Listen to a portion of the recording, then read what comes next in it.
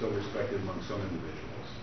He has 4 children, all of whom live in the city of Bell. He has 9 grandchildren, all of whom live within the city of Bell. He's a store owner, and he has been at the same location for the last 30 years. Indeed, his entire family, his entire life revolves around the city of Bell. He's been involved with quite a few community activities, all within the city of Bell. He's a Freemason. He's a member of the Freemasons of Bell, and he's been a member of the Freemasons for more than 20 years. He's a member of the Chamber of Commerce. Your Honor, he retained me last week in terms of the civil case that's filed. What you've been watching here is started out as a bail hearing for the defendants in the Bell case. There was a dispensation, I should say, of a couple of defendants right off the bat there, and what you've been listening to is District Attorney's Office is arguing that the bail of the remaining defendants should not be reduced, and you heard Robert Rizzo's attorney there, James Burtis, arguing that indeed it should be, and him giving his reasons for that. Also hearing from one of the other defendants' attorneys right now on why this bail should be reduced, and when they are finished, the judge obviously is going to set a bail for the remaining defendants in this case. We heard Rizzo's attorney asking for $100,000 in bail. Right now it's set at over $3 million, saying his client's not a flight risk because he said everybody knows his face. We have more on this breaking news right now. A little earlier today, those same defendants appeared in court for their arraignment. KCAL 9's Dave Lopez shows us what happened then. First, we need to arraign all of these defendants.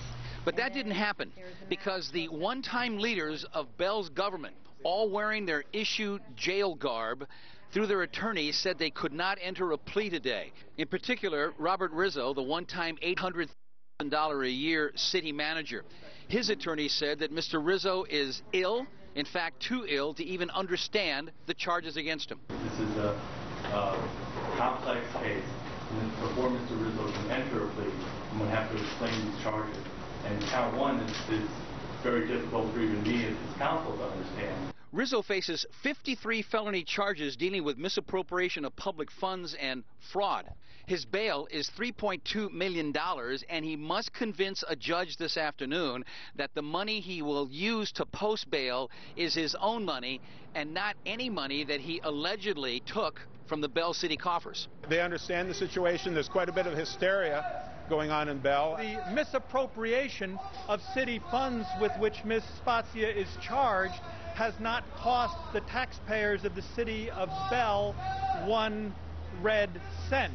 The attorney for Angelo Spazia, the one-time assistant to Robert Rizzo, he will argue this afternoon that her $300,000 bail is excessive and that the money put up is legal and not tainted. I think it's disappointing. He's been in the community for 30 years and he considers himself a good citizen. The attorney for Mayor Oscar Hernandez, who also must argue this afternoon that the bail money put up on his behalf is not tainted.